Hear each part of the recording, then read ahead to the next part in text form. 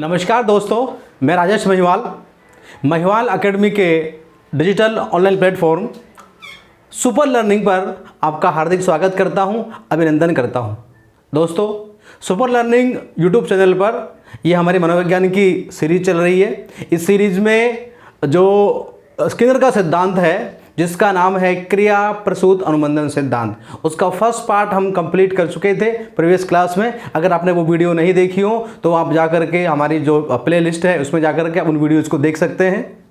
और आज हम बात करने जा रहे हैं उसके सेकंड पार्ट की, उसका अगला जो पार्ट है। दोस्तों, उस क्लास में हम बात कर चुके थे कि जो क्रिया प्रसूत अनुबंधन है वो उसका जनक कौन है, कब आया, उसके क्या क्या नाम थे और किस किस पर प्रयोग हुआ था। तो वहाँ हमने पढ़ा कि स्किनर इसके जनक थे। स्किनर ने 1938 में सिद्धांत को प्रेजेंट किया था। स्किनर अमेरिका के रहने वाले थे और उन्होंने चूहे तथा कबूतर प्रयोग किए थे।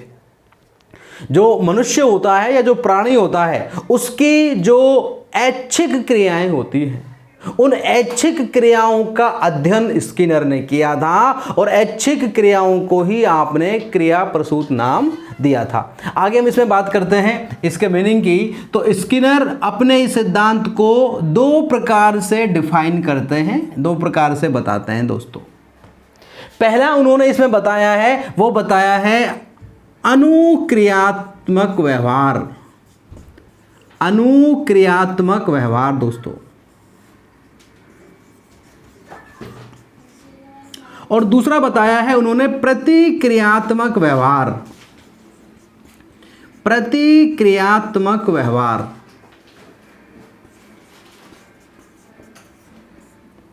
अनुक्रियात्मक व्यवहार क्या होता है और प्रतिक्रियात्मक व्यवहार क्या होता है। अनुक्रियात्मक व्यवहार, जिसे हम रेस्पोंडिंग बिहेवियर भी कहते हैं। जी हाँ दोस्तों, रेस्पोंडिंग बिहेवियर से उनका तात्पर्य था कि वो व्यवहार जो किसी ज्ञात उद्दीपक के कारण से होता है। जिस व्यवहार को घटित होने के लिए किसी उद्दीपक का होना आवश्यक होता है। यदि उद्दीपक है तो व्यवहार होता है और उद्दीपक नहीं है तो व्यवहार नहीं होता है। इसे हम लोग कहते हैं अनुक्रियात्मक या प्रतिक्रियात्मक व्यवहार। ठीक है दोस्तों, यहां इन शॉर्ट अपन बात करते हैं कि जिस व्यवहार के लिए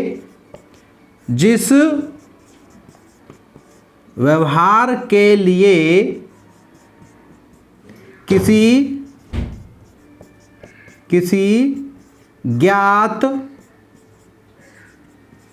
उद्दीपक का होना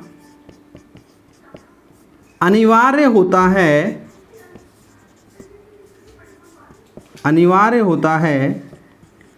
उसे अनुक्रियात्मक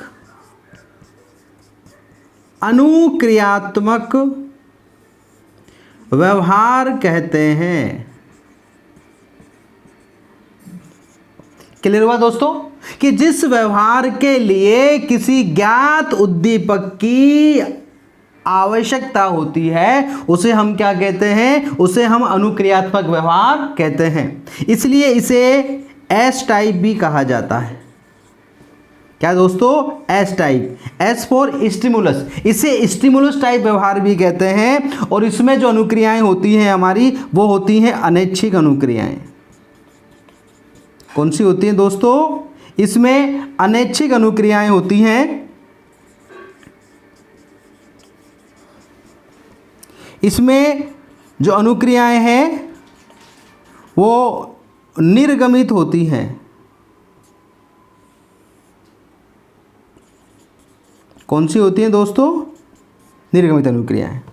ये अनुक्रियाएं जो होती हैं वो अनैच्छिक होती हैं, जिन पर हमारा कोई नियंत्रण नहीं होता है। उद्दीपक जैसे ही सामने आता है वो अनुक्रिया होनी ही होनी होती है। जैसे अपन बात करते हैं किसी खट्टी चीज का हमारे सामने आने पर हमारे मुंह में पानी आ जाना। अगर कोई पिन चुबाई जाए तो हम वहां से दर्द करते हैं, हम हाथ हटा लेते हैं। ठीक है ना? ये क्या है ये हमारे हैं अनुक्रियात्मक व्यवहार। क्लियर दोस्तों? दूसरा उन्होंने कहा कि दूसरा वही होता है, वो होता है प्रतिक्रियात्मक व्यवहार, जिसे कहते हैं ऑपरेंट बिहेवियर। क्या कहते हैं दोस्तों? ऑपरेंट बिहेवियर इसे कहते हैं। क्लियर? ठीक है ना। ऑपरेंट बिहेवियर क्या होता है कि जिस व्यवहार के लिए किसी ज्ञात उद्दीपक का होना जरूरी नहीं होता है। उद्दीपक हो और चाहे नहीं हो, व्यवहार तो होगा ही होगा, क्रियाएं तो होगी होगी। उसे अपन क्या कहते हैं? उसे कहते हैं प्रतिक्रियात्मक, सॉरी माफी चाहता हूं,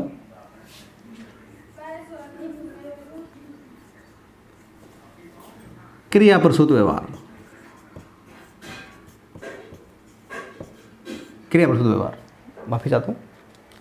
ठीक है, तो उसे अपन क्या बोलेंगे? उसे बोलेंगे क्रिया प्रसूत व्यवहार। कौन से व्यवहार को? जिसके लिए ज्ञात उद्दीपक का होना जरूरी नहीं होता है। उद्दीपक हो और चाहे नहीं हो, वो व्यवहार, वो अनुक्रिया तो होगी ही होगी। ठीक है, तो यहां इसको अपन इन शॉर्ट बात करते हैं कि जिस व्यवहार के लिए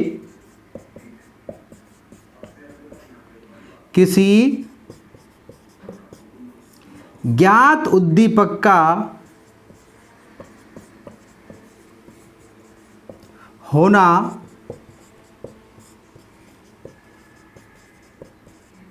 अनिवार्य नहीं होता है, उसे क्रिया प्रसूत व्यवहार कहते हैं। आया दोस्तों समझ में?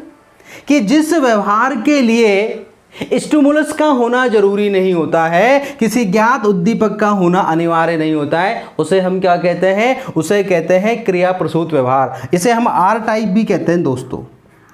इसे अपन क्या कहते हैं? R type. R for response type, कि इसमें रेस्पॉन्स पहले होता है। रेस्पॉन्स के लिए ये किसी स्टिमुलस की वेट नहीं करता है, इसके लिए किसी स्टिमुलस की होना उतने ज़्यादा मायने नहीं रखती है। ठीक है, इसलिए यहां अपन बात करते हैं तो यहां होती हैं ऐच्छिक क्रियाएं। कौन सी क्रियाएं होती दोस्तों? यहां ऐच्छिक क्रियाएं होती हैं, इन्हें अपन उत्सर्जित क्रियाएं भी कहते हैं। वहां निर्गमित होती है, और यहां कौन सी होती हैं? यहां होती हैं उत्सर्जित। ठीक है, तो कहने का मतलब ये, वो ये कहना चाहते थे कि भाई व्यवहार जो होता है उस दो प्रकार का होता है। एक तो होता है अनुक्रियात्मक, जो उद्दीपक के कारण होता है, और दूसरा कौन सा होता है? दूसरा होता है क्रिया प्रसूत, जिसके लिए उद्दीपक की आवश्यकता नहीं होती है। स्किनर का पूरा जो अध्ययन क्षेत्र था वो ऐच्छिक क्रियाओं पर था, कि ऐच्छिक क्रियाएं किस प्रकार से होती हैं और उन ऐच्छिक क्रियाओं को किस प्रकार लगातार निरंतर किया जाना संभव बनाया जा सकता है। तो आपका चूंकि फोकस इस पे था, तो आपने ये कहा कि जो ये क्रिया प्रसूत व्यवहार है, इस व्यवहार को कंटिन्यू किया जाए, ये आगे और तीव्र गति से हो, उसके लिए हमें क्या करना चाहिए? उसके लिए हमें स्टिमुलस देना चाहिए। क्या देना चाहिए? स्टिमुलस। लेकिन स्टिमुलस क्रिया के बाद देना चाहिए। कब देना चाहिए दोस्तों? क्रिया के बाद। यहां पर बात क्या हो रही है कि स्टिमुलस पहले है, उसके बाद अनुक्रिया है। ठीक है, और यहां पर स्किनर क्या कह रहे हैं कि स्टिमुलस दिया जाना चाहिए, लेकिन क्रिया के पहले नहीं दिया जाना चाहिए, वो क्रिया के समाप्त होने के बाद दिया जाना चाहिए। और उसका जो स्वरूप है फिर वो बदल जाता है। उसे अपन उद्दीपक नहीं कहेंगे, उसे अपन कहेंगे पुनर्बलन। उसे अपन क्या कहेंगे दोस्तों? उसे कहेंगे पुनर्बलन। तो स्किनर कहते हैं कि क्रिया प्रसूत व्यवहार कौन सा व्यवहार है? कि वो व्यवहार जिसे सीखते समय या जैसे कहना चाहिए कि वातावरण के संपर्क में आने के बाद जब व्यक्ति किसी क्रिया को करने के लिए सक्रिय हो जाता है, तो उसकी उस सक्रियता को बनाए रखने के लिए हमें क्या देना चाहिए? उसे पुनर्बलन देना चाहिए, ताकि वो और गति से और तीव्रता के साथ उन क्रियाओं को दोहरा सके। यह है हमारा क्या? क्रिया प्रसूत व्यवहार या क्रिया प्रसूत अनुबंधन। वापस मैं इसको रिपीट करता हूं कि प्राणी सीखते समय स्वेच्छा से जिन क्रियाओं को करता है, उन क्रियाओं के पूर्ण होने के बाद यदि उसे उद्दीपक मिलता है, किस रूप में? पुनर्बलन के रूप में, तो जो क्रियाएं वो प्राणी कर रहा है, वो क्रियाएं वो और तीव्र गति के साथ में करना प्रारंभ कर देता है। यह है क्रिया प्रसूत अनुबंधन सिद्धांत। क्लियर हुआ दोस्तों? क्योंकि सबसे ज़्यादा बल आपने इस पर दिया है, इसलिए इसे क्रिया प्रसूत अनुबंधन का सिद्धांत कहते हैं। इससे पहले जो थ्योरी प्रसिद्ध थी ना, वो SR थ्योरी थी दोस्तों। कौन सी थ्योरी थी? SR सिद्धांत का रूप बदल दिया है और उसे RS सिद्धांत में परिवर्तित कर दिया है।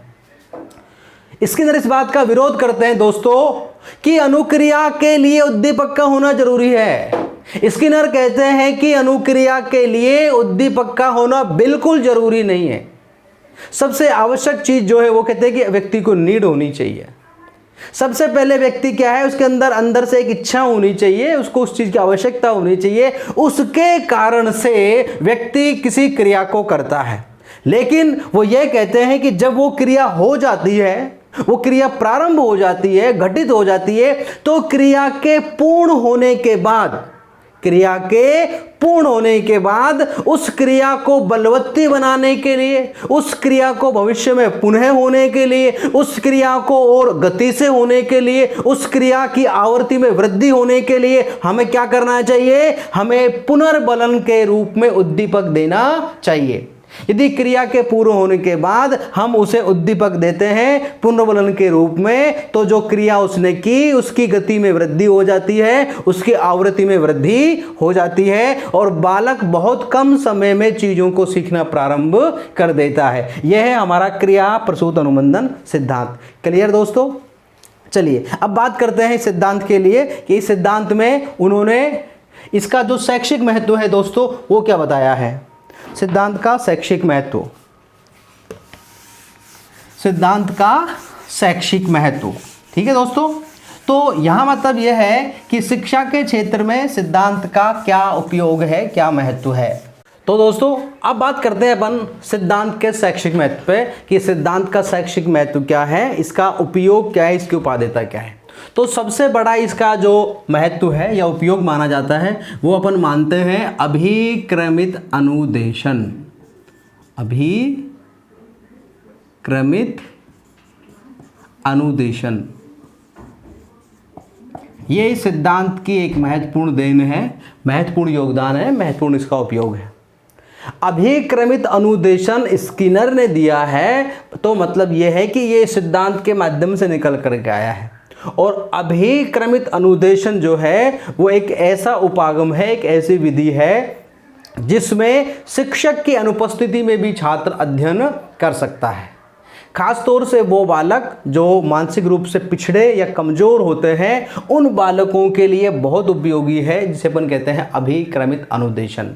ठीक है, अब देखिए यहाँ अपन बात करते हैं अभिक्रम का मतलब क्या है। अभिक्रम का मतलब ये होता है जो हमारी विषय वस्तु होती है, जो हमारा कंटेंट होता है, उसको हम क्या करते हैं इजी बना करके उसको हम एक क्रमबद्ध तरीके से संयोजित करते हैं, उसे हम अभिक्रम कहते हैं। ठीक है ना। और उसके बाद हम उसको इंस्ट्रक्ट करते हैं, उसको अपन छात्रों को बताते हैं, उसे अनुदेशन कहा जाता है। तो यह है अभिक्रमित अनुदेशन। ठीक है, इसमें क्या होता है, यहाँ हम इसको इस प्रकार समझ सकते हैं। इसमें दो प्रकार की बातें बताई गई हैं दोस्तों, ये आपके सामने मैं प्रेजेंट कर रहा हूँ चीज़ों को। एक इसमें होता है, इसे अपन बोलते हैं टीचिंग फ्रेम, शिक्षण पद होता है मित्रों इसमें, है ना। इसे अपन बोलते हैं टीचिंग फ्रेम, टीचिंग फ्रेम। और एक इसमें यहाँ इसको बोलते हैं अपन, इसको बोलते हैं अनुक्रिया पद, अनुक्रिया पद, रेस्पॉन्डिंग फ्रेम बोलते हैं इसे अपन, है ना, रेस्पॉन्डिंग फ्रेम। ठीक है दोस्तों, रेस्पॉन्डिंग फ्रेम। अब होता क्या है इसमें कि कंटेंट होता है हमारा। अब ये कहा जाता है, ये माना जाता है कि बहुत ही जो शाब्दिक कंटेंट है, जो डेस्क्रिप्टिव कंटेंट है, मान लीजिए कोई पद का कोई भाग है, गद्य का कोई भाग है जो बहुत मुश्किल भाग है, सामान्य आईक्यू से कमजोर जो बालक होते हैं, जिन्हें हम पिछड़ा या मंदबुद्धि कहते हैं, मैं तो अगर सामान्य की भी यदि मैं आपसे बात करूं, तो जो इस प्रकार का एक भारी भरकम कंटेंट है वो बहुत ही जटिल और बहुत मुश्किल लगता है छात्रों को। सामान्य या सामान्य से कम के जो छात्र होते हैं वो उसे पढ़ने में बहुत ही बोरियत महसूस करते हैं, जबकि प्रतिभाशाली बच्चे उसको पढ़ लेते हैं। तो इसमें क्या किया जाता है कि विषय वस्तु को छोटे छोटे पदों में बांटा जाता है। किसमें दोस्तों? छोटे छोटे पदों में। क्लियर हुआ? तो इसमें क्या है कि मान लीजिए कोई विषय वस्तु है जो लगभग 20 पंक्ति की है। कितने लाइन की है दोस्तों? 20 लाइन्स का कोई मान लीजिए पैराग्राफ है, तो उसे अपन क्या कर लेते हैं, उसे अपन 4-4 लाइन के 5 पार्ट्स बना लेते हैं। छोटे छोटे पद, 1 2 3 4 5। कितने पद हो गए दोस्तों? ये पद हमारे पास हो गए कितने? 5 पद हो गए। अब इसमें क्या है कि इसमें 4 लाइनें तो विषय वस्तु की है। देखिए दोस्तों, 1 2 3 4 लाइन किसकी है? विषय वस्तु की है। और 4-5 लाइन इसमें जो है हम एक्स्ट्रा ऐड करते हैं इस विषय वस्तु को रोचक बनाने के लिए, इसको इंटरेस्टिंग बनाने के लिए, इसको सरल, इसको सहज, इसको बोधगम्य बनाने के लिए अपन इसमें ऐड कर देते हैं। और यहाँ लास्ट में हम यहाँ इसमें एक प्रश्न पूछते हैं दोस्तों। क्या पूछते हैं? प्रश्न। अब देखिए, बालक स्वगति से इसको पढ़ेगा तो इसे कहते हैं स्वगति का सिद्धांत। स्वगति का सिद्धांत। एक तो इसमें क्या लग गया? छोटे छोटे पदों का सिद्धांत लग गया इसमें। दूसरा क्या लग गया इसमें? स्वगति का सिद्धांत। प्रत्येक बालक जो उनका IQ है, किसी का 80 है, किसी का 90 है, किसी का 100 है, किसी का 70 है, जो उनका IQ है, उस IQ के हिसाब से, अपनी क्षमता के हिसाब से बच्चा अपनी गति से उनको पढ़ रहा है। और पढ़ने के बाद क्या करेगा? इस प्रश्न का उत्तर देगा। इस प्रश्न का सही उत्तर यहां लिखा है, जिसे अपन क्या बोलते हैं? अनुक्रिया पद बोलते हैं। ठीक है? तो जब वो उसका प्रश्न सोच लेता है अपने मस्तिष्क में, तो उसका वो टैली करता है। इसे अपन बोलते हैं स्वमूल्यांकन। क्या बोलते हैं दोस्तों? क्योंकि यहां पर अपने उत्तर की जांच छात्र क्या कर रहा है? स्वयं कर रहा है। अब जो उसने अपने उत्तर की जांच की और वो उत्तर उसका सही पाया गया, तो दोस्तों उसे क्या मिलेगा? उसे मिलेगा दोस्तों पुनर्बलन। क्या मिलेगा दोस्तों? उसे पुनर्बलन। लेकिन अगर वो उत्तर जो उसने सोचा है वो उसे गलत मिला तो भी क्या मिलेगा? पुनर्बलन मिलेगा। अगर उत्तर सही है तो कौन सा मिल जाएगा उसे? सकारात्मक मिल जाएगा। और अगर उत्तर गलत तो क्या मिल जाएगा उसे? नकारात्मक मिल जाएगा। बात समझ में आ गई? तो अब वो देखता है, पूरे इन लाइनों को पढ़ने के बाद में इस प्रश्न पर पहुंचता है। इस प्रश्न का उत्तर वो अपने मस्तिष्क में सोचता है, उसका मिलान इससे करता है। यदि उत्तर सही होता है तो उसे क्या मिलता है? उसे मिलता है पुनर्बलन सकारात्मक। और फिर वो दूसरे वाले फ्रेम पर आगे बढ़ जाता है। दूसरे फ्रेम की विशेषता क्या होती है दोस्तों? कि पहले वाले के उत्तर से दूसरे वाले की शुरुआत होती है। यहाँ भी फिर वही प्रक्रिया होती है, यहाँ कुछ पंक्तियाँ होती है और अंत में यहाँ पर भी क्या होता है? प्रश्न होता है।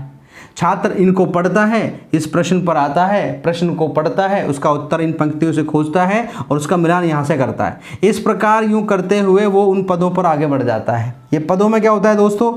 ये पद जो होते हैं ना, ये सरल से कठिन के क्रम में आगे बढ़ते हैं दोस्तों। कैसे बढ़ते हैं? सरल से कठिन के क्रम में। पहला पद अत्यंत सरल होता है, दूसरा उससे कठिन, तीसरा उससे कठिन और अंतिम पद सबसे कठिन बनाया जाता है। इसमें अभिक्रमित अनुदेशन में। आया दोस्तों समझ में? तो ये था क्या हमारा अभिक्रमित अनुदेशन। चलिए दोस्तों, अब वो एक सवाल और कर लेते हैं कि कितने प्रकार का होता है ये अभिक्रमित अनुदेशन। ठीक है? तो दोस्तों ये कई प्रकार का है अभिक्रमित अनुदेशन। हम यहाँ उनके प्रकारों की बात करते हैं। इसका एक प्रकार है जिसे अपन बोलते हैं रेखीय या श्रृंखला अभिक्रमित अनुदेशन। श्रृंखला अभिक्रमित अनुदेशन। ठीक है दोस्तों? अभिक्रमित अनुदेशन। रेखीय या श्रृंखला अभिक्रमित अनुदेशन जो होता है वो हमें दिया है BF स्किनर ने दोस्तों। हम जिनकी बात कर रहे हैं सिद्धांत के ऊपर, उनकी ये हमें उन्होंने दिया है। और ये उन्होंने हमें 1954 में दिया है दोस्तों। कहाँ, कब दिया है? 1954 में दिया है। और ये सिद्धांत जो है ना, उन्होंने हमें 1954 में दिया है। वो दिया है उन्होंने हमें अपने, उनके दोस्त थे, इनका नाम था सिडनी एल प्रेसी। क्या नाम था दोस्तों? Sidney L Pressey. उनके हेल्प से आपने ये सिद्धांत दिया है। इस सिद्धांत में क्या किया जाता है? इस सिद्धांत में समान रास्ते का प्रयोग करते हैं सभी छात्र। क्या करते हैं दोस्तों, इसमें समान रास्ते का प्रयोग किया जाता है सभी छात्रों के द्वारा। क्लियर दोस्तों। अब यहाँ एक सवाल, यहाँ एक एक वर्ड आया है सिडनी एल प्रेसी। यहाँ पे अपन बात कर लेते हैं कि सिडनी एल प्रेसी ने 1920 में, कब दोस्तों, 1920 में प्रथम शिक्षण मशीन बनाई थी।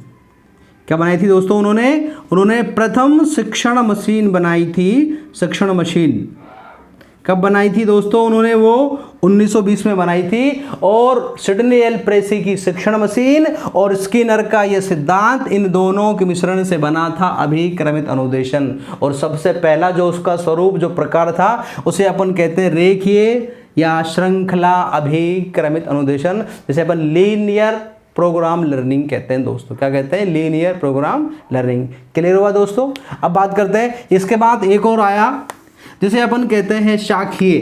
क्या कहते हैं दोस्तों, दूसरा जो इसका टाइप है वो है शाखीय। कौन सा है, शाखीय अभिक्रमित अनुदेशन। ठीक है दोस्तों। ये शाखीय जो है ये हमें किसने दिया है, ये हमें दिया है नॉर्मन ए क्राउडर ने। किसने दिया है दोस्तों, नॉर्मन ए क्राउडर ने दिया है। ये भी हमें 1954 में ही मिला। कब मिला दोस्तों, 1954 में ही मिला। ठीक है ना।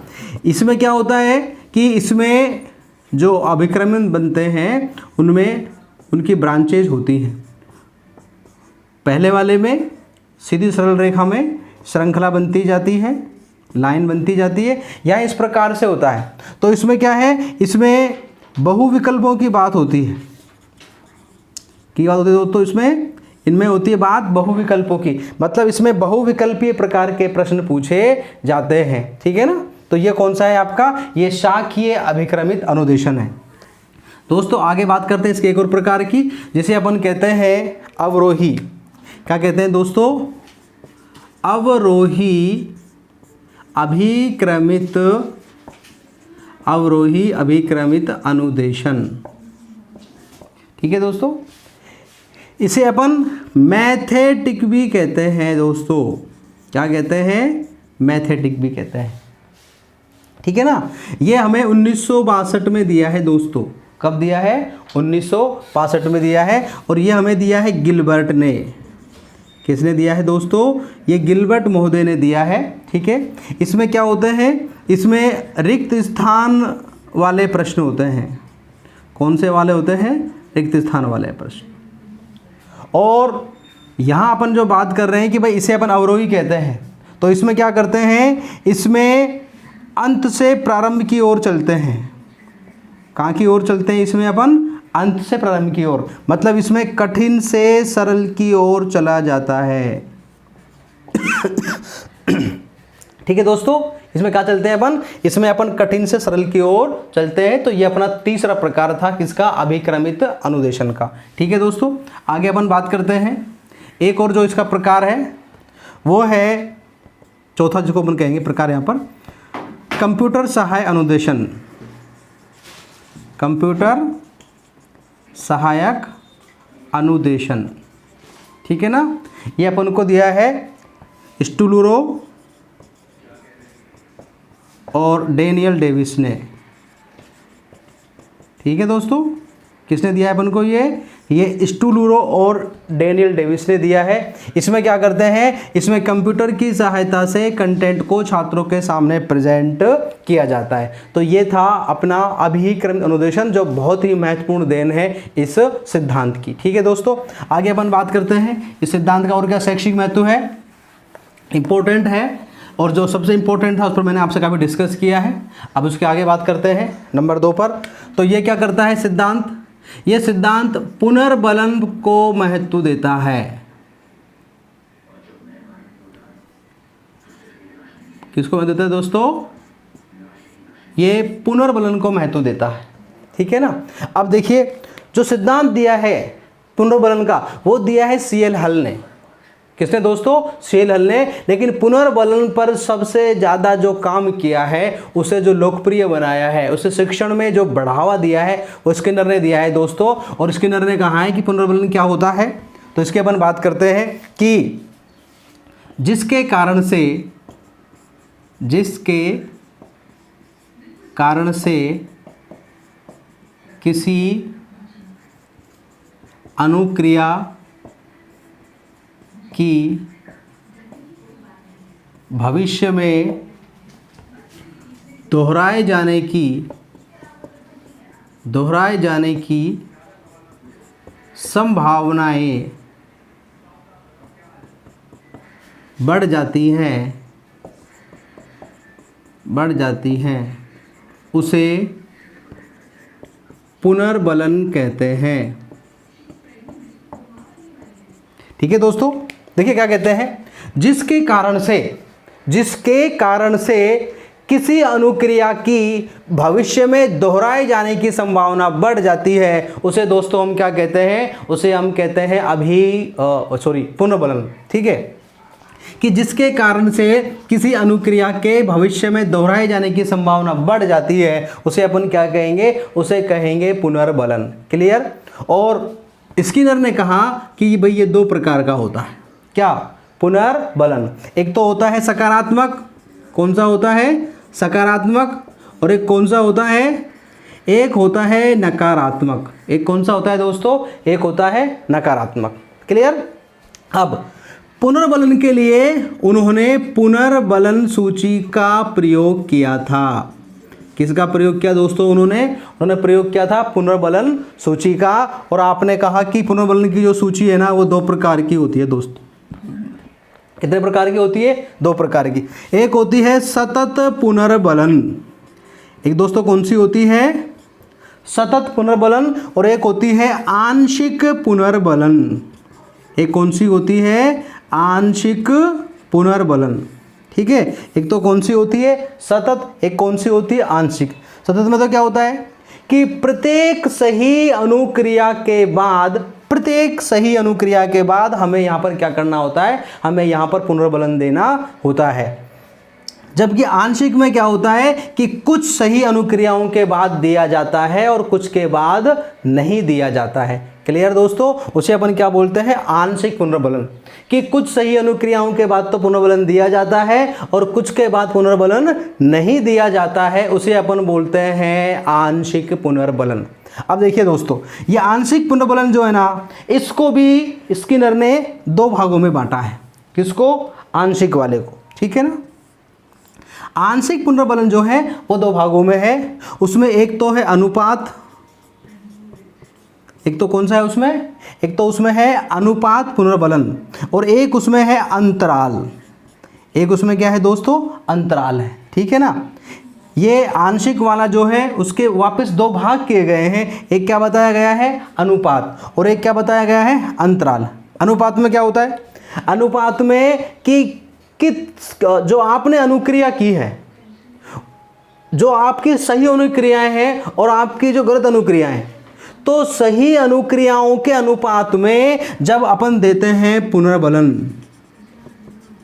जैसे मान लीजिए अपन ने यहाँ पर बात की, अपन ने 10 अनुक्रियाएं की, उसमें से 8 अपन ने सही किए, 2 गलत किए, तो 8 के बाद आपको क्या देना है, पुनर्बलन। इसे अपन क्या बोलेंगे, अनुपात पुनर्बलन। क्लियर दोस्तों। और अंतराल में क्या होता है कि यहाँ अपन बात करते हैं समय अंतराल की, कि कुछ समय बाद 5 मिनट, 10 मिनट, 15 मिनट एक गैप, एक अंतराल आता है, उसके बाद आपको उनको पुनर्बलन देना होता है। तो आंशिक पुनर्बलन को बेहतर माना गया है, किससे, सतत से। किससे दोस्तों, सतत से। और आंशिक के कितने भाग हैं, आंशिक के 2 भाग हैं। कौन कौन सा, अनुपात पुनर्बलन और अंतराल पुनर्बलन। अब दोस्तों पुनर्बलन के 2 रूप हैं, अनुपात पुनर्बलन और दूसरा कौन सा है दोस्तों, अंतराल पुनर्बलन है। अब जो अनुपात है उसमें 2 हैं। एक तो है इसमें कि भाई जो आपके स्थायी होता है, स्थायी अनुपात, और दूसरा है इसमें परिवर्त। ठीक है। इसी पर अंतराल में भी एक तो है स्थायी अंतराल, कौन सा है दोस्तों, इसमें स्थायी अंतराल होता है, और एक होता है परिवर्त्य। एक कौन सा होता है, परिवर्त्य। ठीक है। तो स्थायी का मतलब यह है कि एक निश्चित अनुपात के बाद में आप जब छात्रों को पुनर्बलन देते हैं, किसके बाद में, निश्चित अनुपात के बाद में, तो उसे कहते हैं स्थायी अनुपात पुनर्बलन। दूसरा होता है जिसमें अपन क्या करते हैं कि जो अनुपात है वो बदलता रहता है। इसी प्रकार जब निश्चित समय के बाद करते हैं तो वो स्थायी हो जाता है, और जब बदलने की बात है तो क्या हो जाता है, बदल जाता है। इस प्रकार से दोस्तों 4 प्रकार की सूची बताई है आपने पुनर्बलन की, ठीक है ना। ये आपके सामने 4 प्रकार की सूची हो गई है, ये अपन ने बात की है। तो ये भी एक बहुत बड़ा योगदान है किसका, स्किनर का। कौन सा, पुनर्बलन, ठीक है। आगे अपन बात करते हैं दोस्तों इसमें और जो इसका शैक्षिक महत्व है, तो देखें इसमें अपन नंबर 3 पर। अब इसमें क्या होता है कि ये दूरस्थ शिक्षा की बात करता है ना, दूरस्थ शिक्षा। ये जो सिद्धांत है ये डिस्टेंस एजुकेशन को बढ़ावा देने की बात करता है दोस्तों। दूरस्थ शिक्षा का जो विचार है, हम इसको यूं कहें कि स्किनर के माध्यम से ही आया है, क्योंकि अपन ने जो पहले पढ़ा अभिक्रमित अनुदेशन, उसमें काफी हद तक इन चीजों की बात होती है। आगे अपन बात करते हैं शिक्षा में शिक्षण मशीनों का प्रयोग, शिक्षण मशीनों का प्रयोग, ठीक है दोस्तों। शिक्षण मशीनों का जो प्रयोग है वो भी इस सिद्धांत की ही देन है। सबसे पहले जो सिडनी एल प्रेसी है उन्होंने मशीन बनाई थी, और शिक्षा के क्षेत्र में इन मशीनों के प्रयोग करने का जो श्रेय जाता है वो स्किनर को जाता है। आज अपन देख रहे हैं कि हम कंप्यूटर को प्रयोग में ले रहे हैं, टीवी को ले रहे हैं, रेडियो को ले रहे हैं, और वीडियो कॉन्फ्रेंस के माध्यम से हम लोग जो पढ़ा रहे हैं। अभी मैं आप तक जो पहुंच पा रहा हूँ, जैसे अभी चला गया है ऑनलाइन क्लासेस, डिजिटल का जो कंसेप्ट है आज ज़्यादा ये कारगर साबित हो रहा है, पर इसकी शुरुआत तब हो गई थी जब स्किनर ने इसकी बात की थी, ठीक है दोस्तों। तो ये इसका एक यहाँ पर महत्व है। आगे अपन बात करते हैं, ये सिद्धांत सफलता से सफलता की ओर, सफलता से सफलता की ओर बढ़ने पर बल देता है, सफलता से सफलता की ओर बढ़ना, ठीक है दोस्तों। ये सिद्धांत जो है ये छात्रों को, जैसे मैंने आपको पहले कहा कि प्रभाव के नियम पर आधारित है, तो ये उनको सकारात्मकता की बात कर उनको सफल करवाता है और फिर सफलता की ओर लेकर के जाता है, जबकि थोर्नडाइक असफलता से सफलता की ओर आगे की तरफ बढ़ता है, ठीक है। आगे अपन बात करते हैं, ये सिद्धांत जो है ये छात्रों के व्यवहार में, वांछित व्यवहार में परिवर्तन